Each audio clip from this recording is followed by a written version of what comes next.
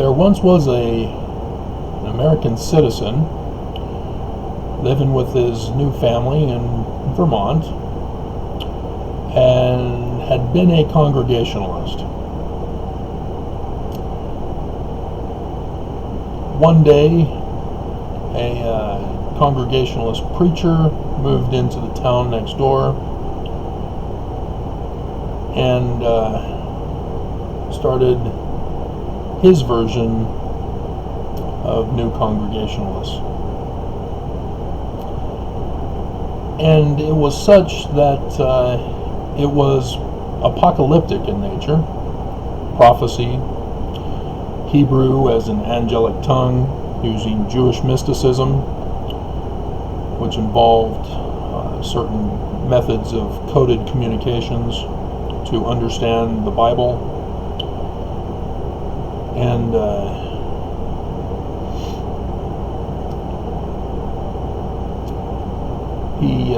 this man also joined, as did many back in those days, in the early 1800s, a Freemasonry organization under the York Rites.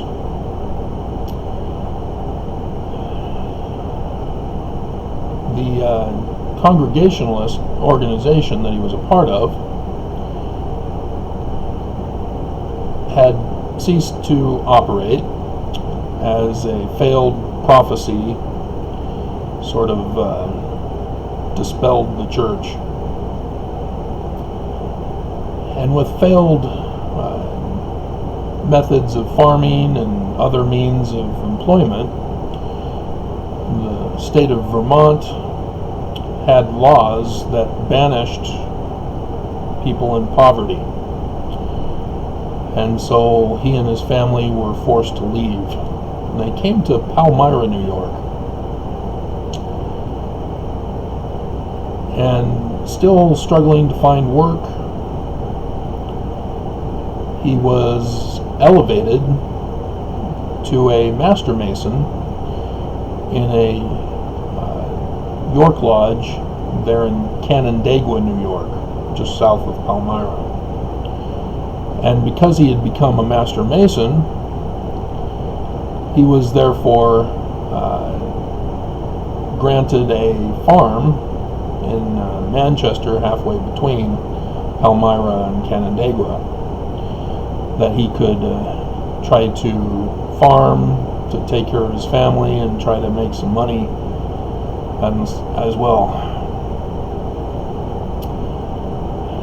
This was 1818 when this had occurred, and just a normal family guy living a normal family life until one day in September 1823,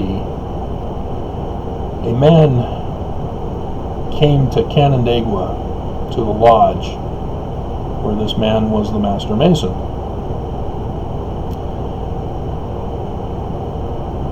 He had served in the War of 1812 and had stumbled across the enemy's plot to take over America. But it wasn't going to be back in those days. It was a plot to take place in the future.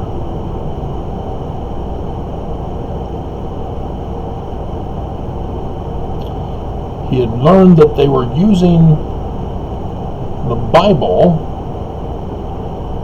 as their method of coded communication to set the timing for this assault, this attack. And so this Master Mason granted this man to use his lodge to work on writing the book that he had been advanced money from the Batavian Press in Batavia, New York. He wasn't able to do it from his home because he needed a place to hide while he was writing this book. The enemy was looking for him to have him silenced. And so this Master Mason all of a sudden gets thrown in to a big conspiracy to destroy the United States of America. His son would often go down to his father's lodge, and was aware on the day when this man came to the lodge asking for a place to write the book. And for several years they had been working on it. In September of 1826, the enemy found out that he had been in the township of Canandaigua and had falsely had him arrested. Bogus charges. David Miller, the owner of the Batavian Press, came out, paid his fine, and had him released. Except that on 9/11 in September, the enemy had him rearrested again. They were sending a clear message that he was to be silent, that he was not to reveal their plans in the future, or he would be murdered.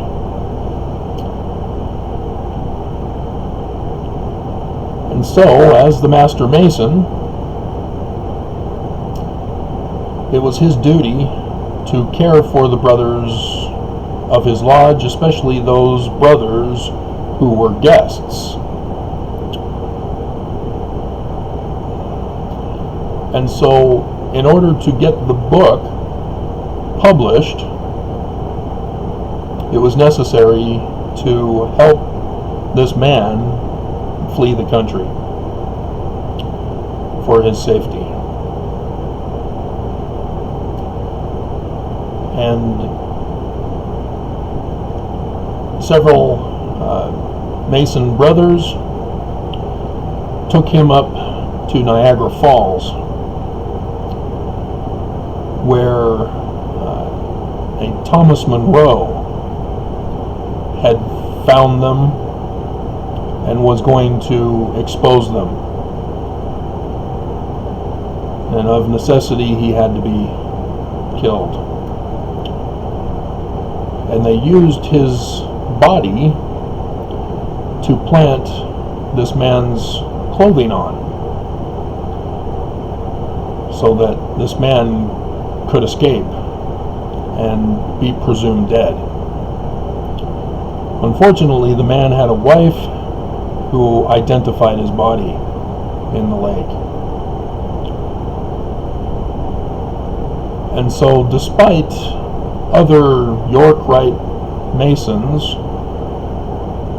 who tried to protect this man's identity and escape, word was getting out, as a sheriff had hired a tracker to find this man. And the tracker learned that he had gotten up into Canada, and while in Canada he was given an option of staying there or be given a horse so that he can travel back into the United States to the East Coast, where he would board a ship and sail away to another country. He chose to sail away to another country. The Master Mason took on the responsibility of trying to complete the book. He utilized his Freemasonry symbol coding in connection with his Congregationalist Jewish mysticism coding, to try to conceal the message and the warning on the United States attack in the future.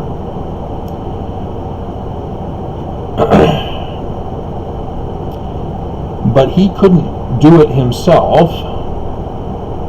He had to find someone else who was distanced from the whole situation.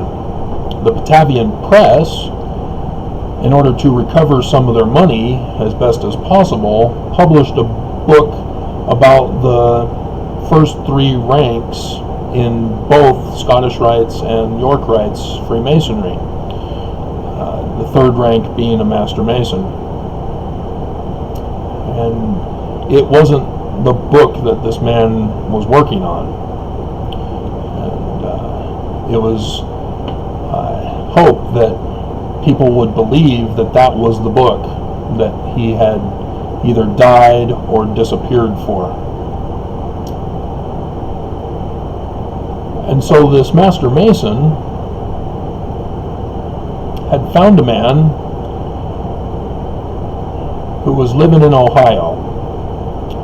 He had known about him previously from his son,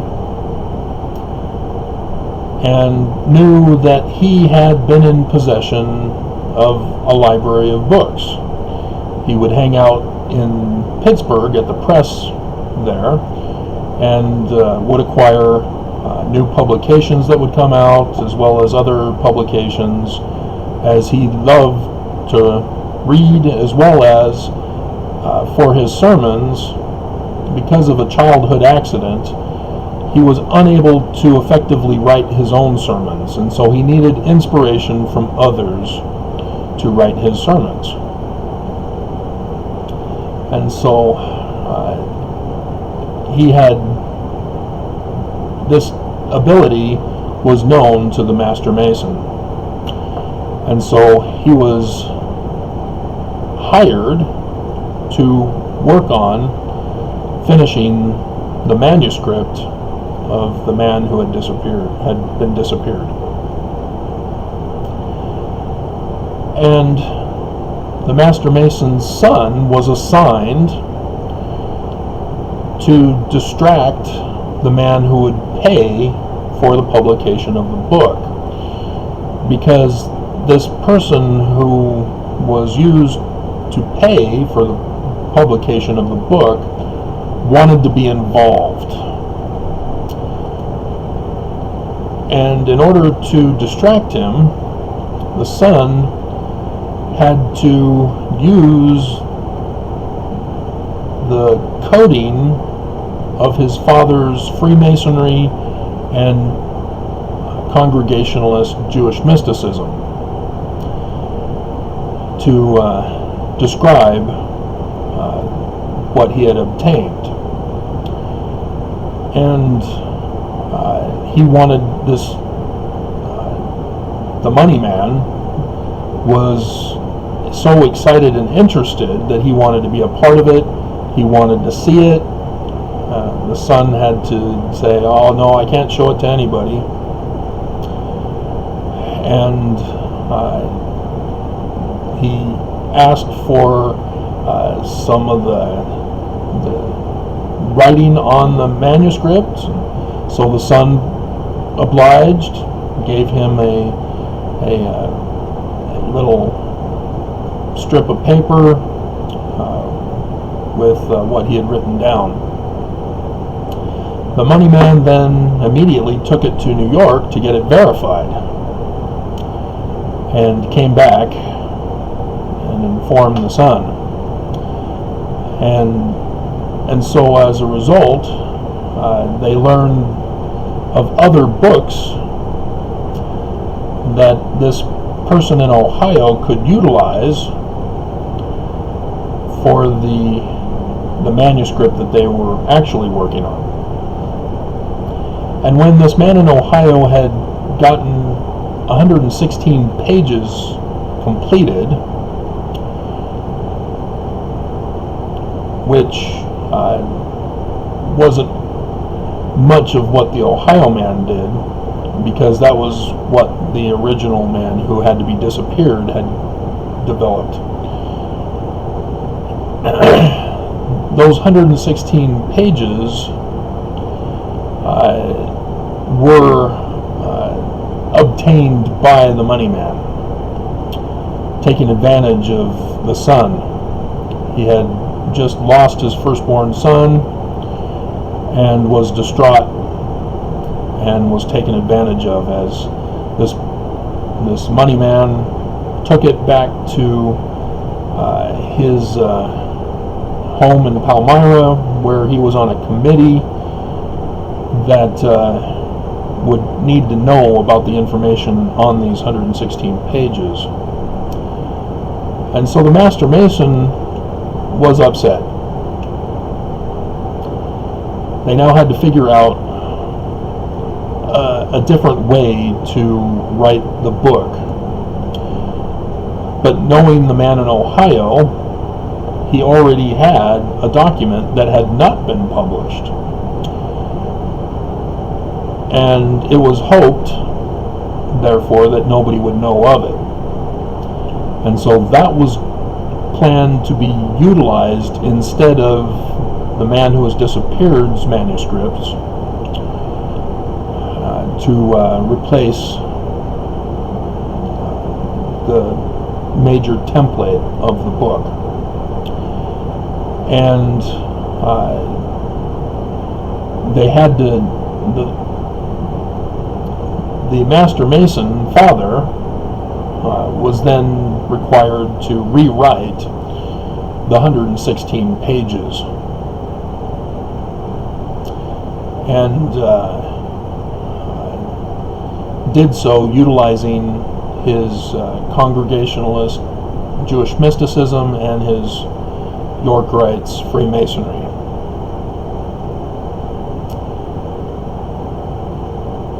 And had his son sent over to another location that once had the same name as the town that was used to distract the money man from, and be halfway between the man in Ohio and the farm of the Master Mason. So this way, Junior was out of the picture and distanced from the project. And in the course of time, the publication was completed. The money man was again brought back in, as he was now able to read the finished work, and it satisfied his mind, and sold his farm to pay for the publication of the book. And an organization was formed in order to get the book out to the people. Unfortunately, the enemy was still looking for those who helped the man disappear. They were looking for his manuscript so that they could destroy it. And they then found out about this book that had been published, and it had Freemasonry coding in it. And so it caught their attention. And sure enough, this was that group. They had found them. And so instead of attacking them, they devised a plot to infiltrate their group, to pretend to be converts, to join up and to rise up in popularity, and then eventually take over leadership positions, and eventually take over the organization and assimilate it for their purposes, for the the attack in the future on America.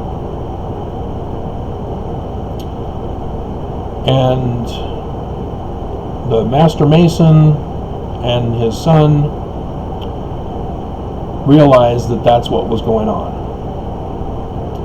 As this infiltration unit was constantly antagonizing their neighbors, criminalizing them, burning down houses, stealing, raping. And as the son was used as the leader of the group,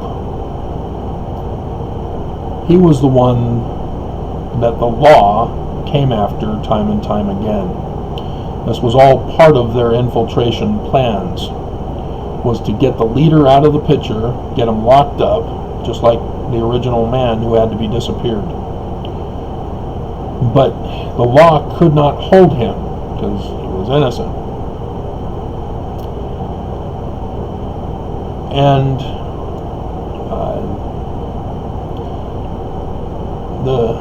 the son and the Master Mason father realized that they had been infiltrated, and it was just a matter of time before their organization would be taken over.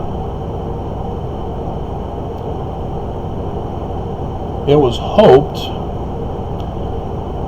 that despite the takeover of the organization, that there would be a future member of this infiltrated, taken over group who would discover the coded message warning,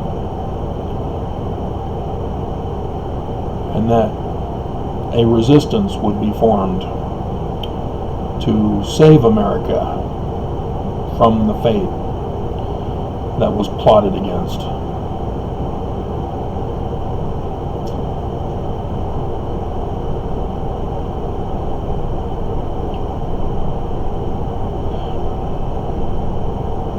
Unfortunately, even though the story is not finished, it's already looking like it's going to be a tragedy.